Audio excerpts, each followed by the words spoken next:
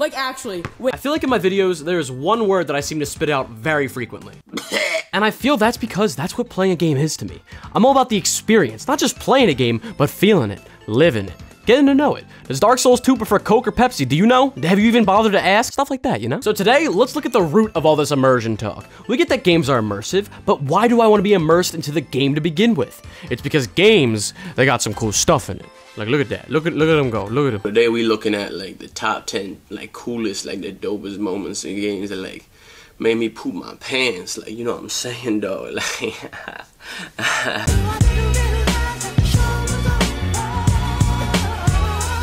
Tales of Symphonic Orchestra. One of the first true JRPG experiences I've had the pleasure of partaking in. Unless you count Pokemon, which I don't, because it's kind of stinky. I don't mean that, baby. I only said that for the video. This game happens to be one of my favorites, and I have a very close connection to it. It's your typical state of JRPG affairs. You got your ins, your story about friendship conquering all, your victory fanfares, your enemies in the overworld looking like these things. Oh my god. Oh my god. Oh! But what sets Tales of Symphonia apart from the rest is its amazing combat system. The game literally launches you into a battle and just like, hey, I see you playing on the GameCube. That's great. That means you probably have played Melee, right? All right, so now you know how to play. I'm gonna go grab a freaking smoothie or something. Okay, bye. There's so much to talk about with this one, but I can't get to all of it right now. Maybe it deserves its own taking a bite. Perhaps. So let's get on to the point of the game where I made a little doo-doo in my Mopo pants, shall we? The plot of Tales of SimCity 2 centers around our main characters, Lloyd, Genus, Kratos, Rain, and Colette, traveling the land of Silverant in order to regenerate the world of its life source.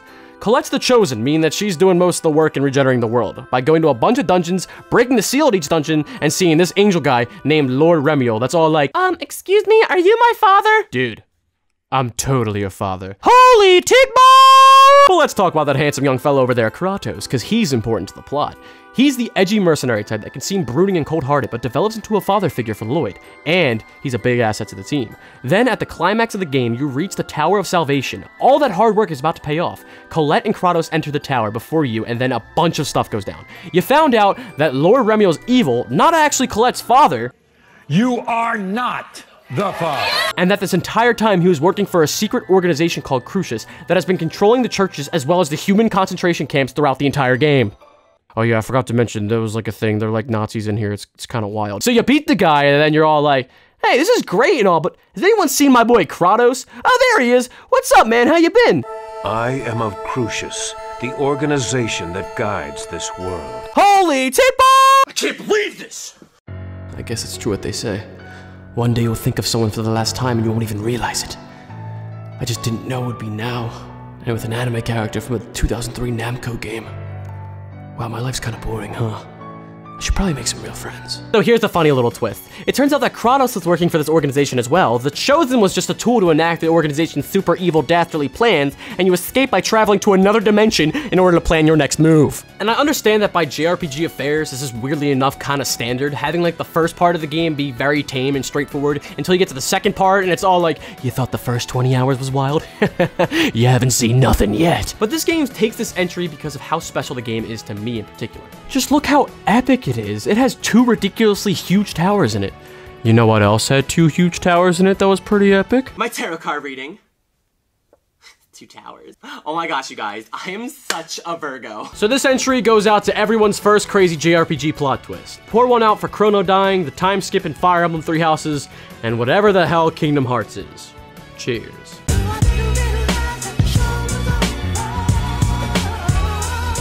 Number 9 was gotta be Star Wars Battlefront for the PS4, but then this happened. Uh-oh, game made an oopsie. All right, it's no problem, I guess I'll just play offline then. Oh, this is great, I'm killing rebel scum, having a good time, playing as my boy Darth Vader. Yo, little Annie, you doing all right?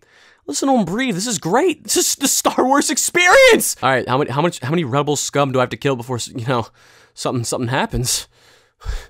Just gonna keep doing this? All right, so it turns out that I can't play offline. The game's just not here. Where's the game? What was this? Who was this game even made by? Uh-oh. All right, so I'll just try and be brief with this one as I can't get footage, as you guys can clearly see. I don't like this game. It sucks, and it's dumb, but the first 20 minutes were orgasmic. And it seemed very promising at first. It was really fun, and I remember being taken away by everything. Granted, I had online access when I first played it, so like, you know, this isn't, you know... Like, just look at some of this X-Wing fighter combat.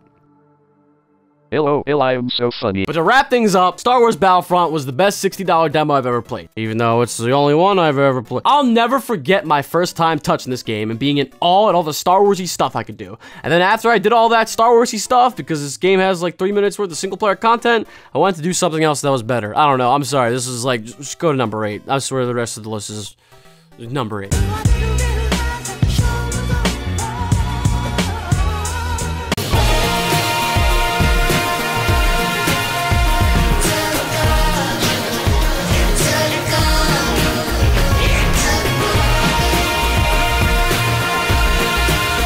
Enter the Gungeon, my favorite not Binding of Isaac game ever since Binding of Isaac.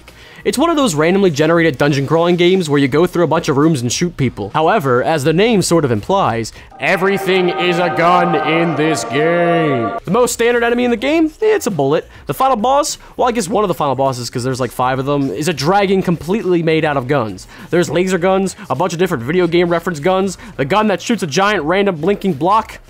That's a gun. And a gun that's just like me. Get it? Cause it's the cool guy gun. This entry is pretty straightforward. I'm just constantly wowed. I'm just constantly wowed by every new weapon discovered and every little secret this game has. This game's like Uber Eats. Every time you get it, it's something different. So I ordered a Big Mac, and the driver messed up and got me NBA 2K12. However, in this game, it's amazing. All the weapons and secrets make this game something special and provide so many surprises and cool memories. I wonder how the NRA feels about this game. Looks like this game made somebody else poop their pants, am I right? Come on, this girl sucks. Oh my god. Making fun of the Kent State gun girl for pooping herself. The fountain of youth, of comedy.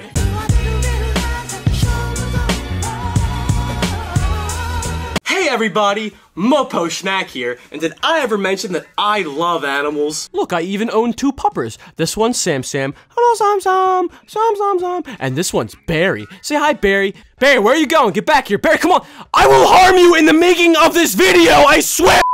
The Last Guardian has the best pupper in it out of every video game. This giant bird dog thingy is the entire focal point of this game, as you explore and attempt to escape these ancient ruins with this giant bird puppy following you at your side. This entry, though, isn't really about one specific moment, though, more so dedicated to the beast himself, Trico.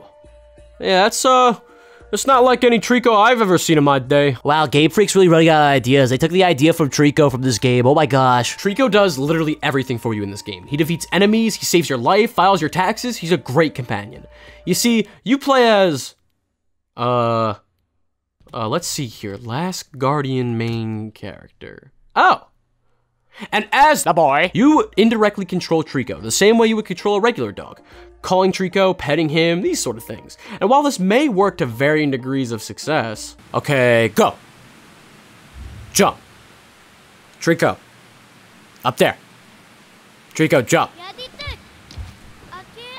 This is a great game. The way Trico acts and behaves was fascinating to me throughout my entire time with this title. He's such a lovable little scamp, and you really feel his presence at every moment in which he's on screen. So many things like the way he eats stuff, when he's angry, when he's sad, the way his eyes glow like a cat. This beast was amazing to me. Like, I would just watch him and think, oh my god, somebody made this. We went from this to this. We're living in the future. I really love Trico. The game itself, it was pretty good. 6.5 out of 10. But Trico was a marvel to witness, and he seems to blow my mind in some way every time I see his cute little puppy face.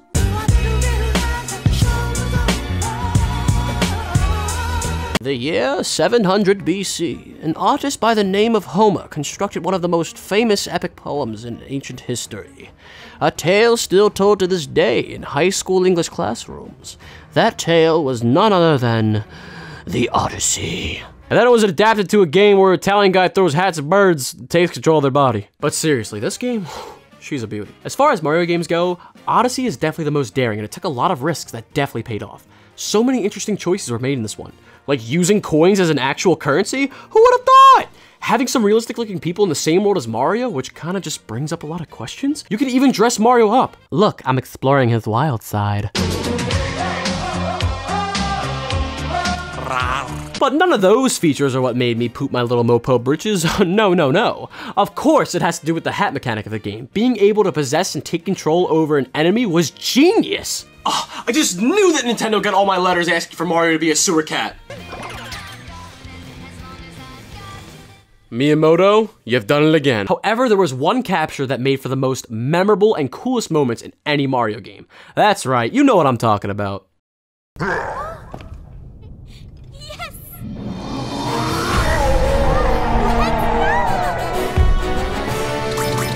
You telling me I get to play as Bowser? The King of the Koopas? That's right, this foe that you've taken down for over 35 years, you finally get to take control of. And look, he even has a little 8-bit form. I love this game! This entire segment was beautiful. It was well implemented, and now I kinda want a game where Bowser is playable. Where he's not holding a baseball bat, or driving a car, or swallowing Mario and Luigi. Nintendo, give me the main series Bowser game, okay? Also, the cheesy music that plays alongside the scene is just the icing on the cake in the most absurd yet amazing way possible. Well, if I can't beat him, I guess I gotta join him.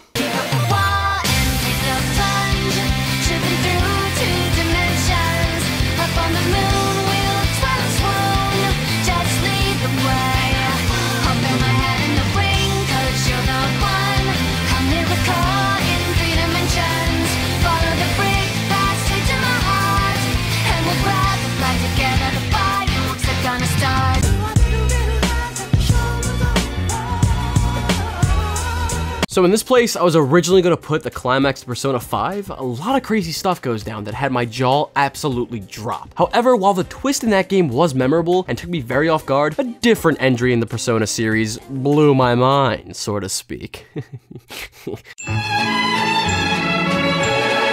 The entire Persona franchise does not have a continuous narrative that builds upon one another. Each entry is self-contained, and you can play 5 before 4, 4 before 3, and so on, and you won't really miss anything in each one's plot. I heard 1 and 2 are tied to one another, but I don't really care about this game, so we're gonna act like they don't exist, okay? I mean, look how poopy ugly their official artwork is. Come on. However, the core gameplay, as well as some aspects of the story and lore, do carry over to each game. Every game has Igor, a character that could very well be the father of Dr. Eggman and Groove from Despicable Me, that grants the player the ability to wield the power of Persona, which is like this inner god/magical beings that teenage anime characters can wield to fight shadows, which are just the monsters in the game. I would go into more in depth about what personas and shadows represent, but that would take a pretty long time, and the concept of each do vary from game to game. Also, I don't want to sound more like a nerd because I want you guys to think I'm really cool. Likewise, the way you summon your persona also varies from each game. In Persona 5, you rip off this mask that represents ripping off the fake mask that you wear for society, embracing your true self and rebellious spirit. In Persona 4, you break tarot cards because...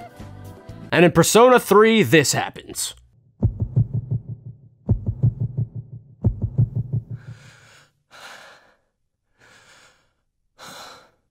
Persona. They shoot themselves in the head. Every time you want to summon your persona, which happens pretty frequently, you gotta cock that Glock and put it up to your ear. Oh, and wait, makes it even better, at one point, a dog and a little boy join your team. No, that's great, that's fine, I love that image in my head. I wish every game had their characters shoot themselves before they use their powers. Wanna jump in Mario? Nope! Gotta shoot a 12 gauge to your temple first. Now, later in the game, you find out these aren't technically regular guns, but I don't want to spoil too much of the story. This is here instead of Persona 5 because of how lasting the shock is to me. Like, every time I see it, a part of me still flinches. Guys, can we just... Oh my god, guys! Guys, there's an easier way! Stop! I don't like it! But a part of me weirdly does. But weirdly enough, it's still pretty dope. I like this 2006 edgy kind of stuff. I don't know, I'm a sucker for it. I love it. It blew my mind. Pun intended. Go to the next number. I'm done.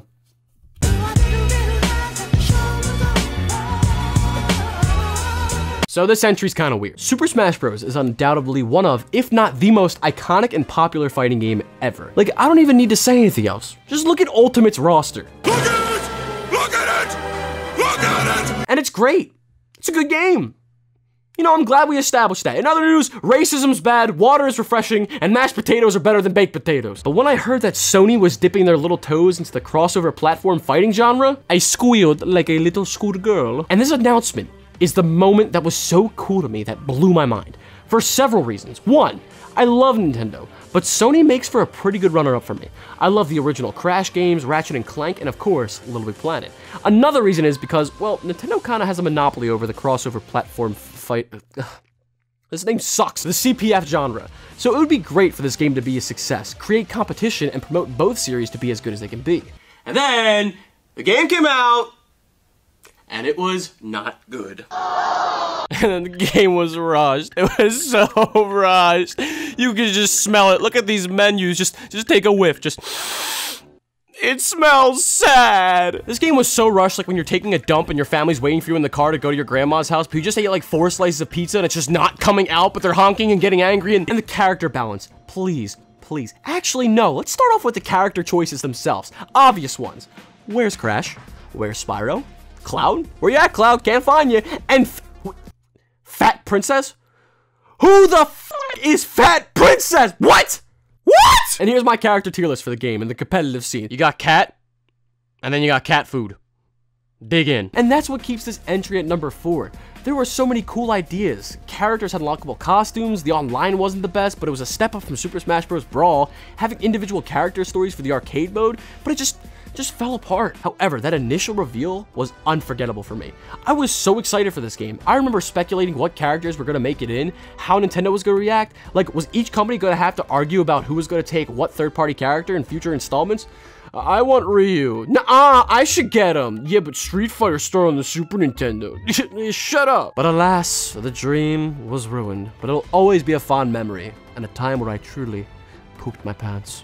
So here's the PlayStation All-Stars Battle Royale's death. Your announcement and the game itself were unforgettable, but for different reasons.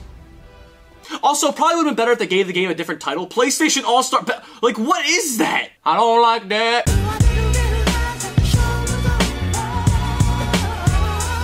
So there I was, at the Tilted Towers. Wait, is Tilted Towers still in the game? They had a map. Can I still make that reference? I was down to my last bottle of Chug Jug.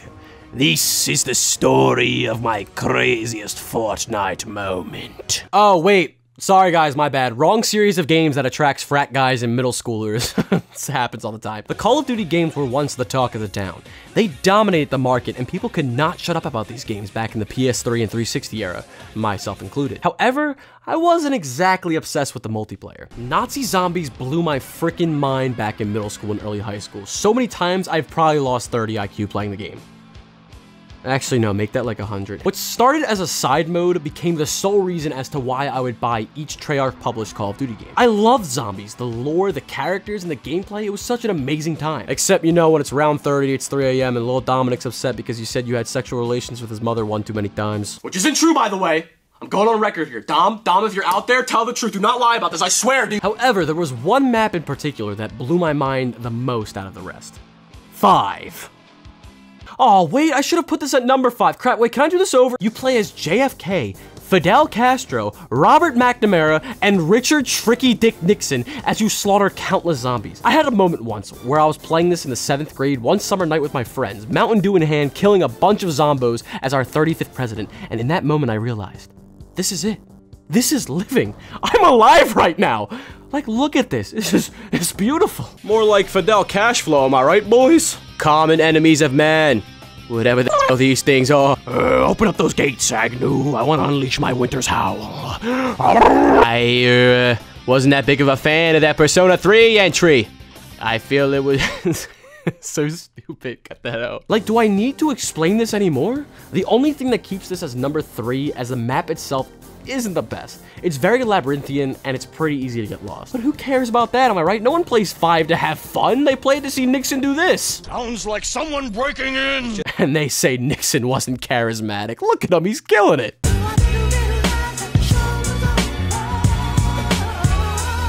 Oh, come on now, you're really gonna make me pick one cool moment out of every Sonic the Hedgehog game for this entry? I can't do that, that's like picking my favorite child. So Sonic Generations was like the coolest reveal to me ever, okay? This was way back when I was still a wee little lad riding the Sonic hype train before I realized that most of his games suck, the fan base is toxic, and the character overall has become pretty annoying. But then suddenly, when all seemed lost, those insolent mortals down at Sega Sonic Team produced their one saving grace, the one title that would revive the name of the Blue Blur and bring him back to his former glory. Yes, yes, look at it. It's so fast, it's so beautiful, and the two Sonics and the new one and the one that ate too many Hot Pockets, and all the friends are here. They even brought back the bunny rabbit, look at it. And the best part, by the gods, they actually made a really solid game. To this day, Sonic Generations stands as my favorite game in the series, and this game's reveal and the first time I played were mesmerizing. I mean, yeah, it isn't perfect, it's got flaws, but you know what else is flawed? Everything. So stop. Please don't criticize the game I like, please. But this game really did feel like a love letter to everyone that morbidly watched Sonic suffer for the past 10 years. And the game even includes fan-voted levels from every main series game. Green Hills makes an appearance for the umpteenth time, Chemical Plant, Angel Island, City, Other City, City on Fire, and City with a Clock! This game, along with its announcement, were so incredible for me not only because I liked them so much, but because for once, it really seemed like Sonic was going in the right direction. The game was fun, it had a great sense of speed, all they had to do was just keep up this momentum. And that's what happened, right? Oh, oh my god.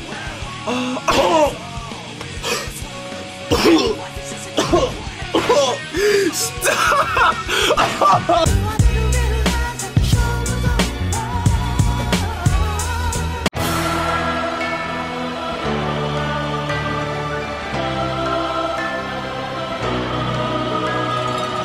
Damn, Mopo put 2 iconic Nintendo Switch games on the list. He's such a Nintendo mouth breather. First of all, nuh-uh, that's not true.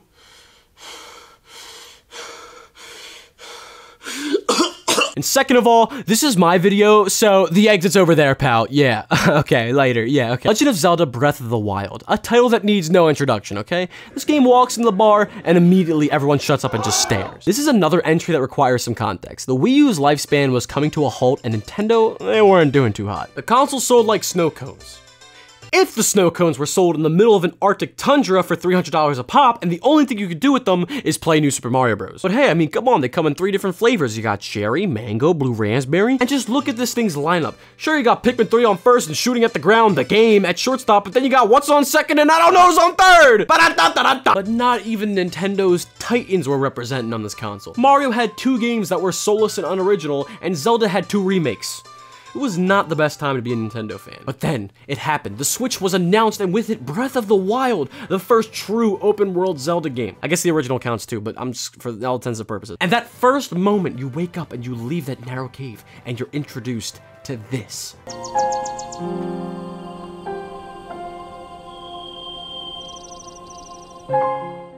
And this was just the tip of the iceberg. This was just the game teasing you. Yeah, you like that? You like what you see, don't you? Don't you, dirty gamer? Well, guess what? You can have it. But first, you gotta do tutorial stuff. So you're stuck on the Great Plateau, or as I like to call it, the Great Oh, God, no. Please stop. And you suddenly find a character who's important in the plot. I don't know. Is that Santa? So the king here tells you that in order to save Christmas or whatever, you gotta erect some ancient tower similar to how this erects me when I play. After doing so, you hear Zelda's god-awful voice actress ask for help, and that she's locked in her own castle, which is under the control of Calamity Ganon. Link! The dark moon is upon us! Nah! Then Santa Claus comes down in his paraglider and tells you, hey, you like this? Well, you can get it if you conquer the 4 shrines first. So you go to the shrine, solve some puzzles, get more apps for your iPad, and then finally, you are gifted with the paraglider. And this is one of the coolest, most memorable experiences I've had with any game. That first jump into the astonishing world of Breath of the Wild.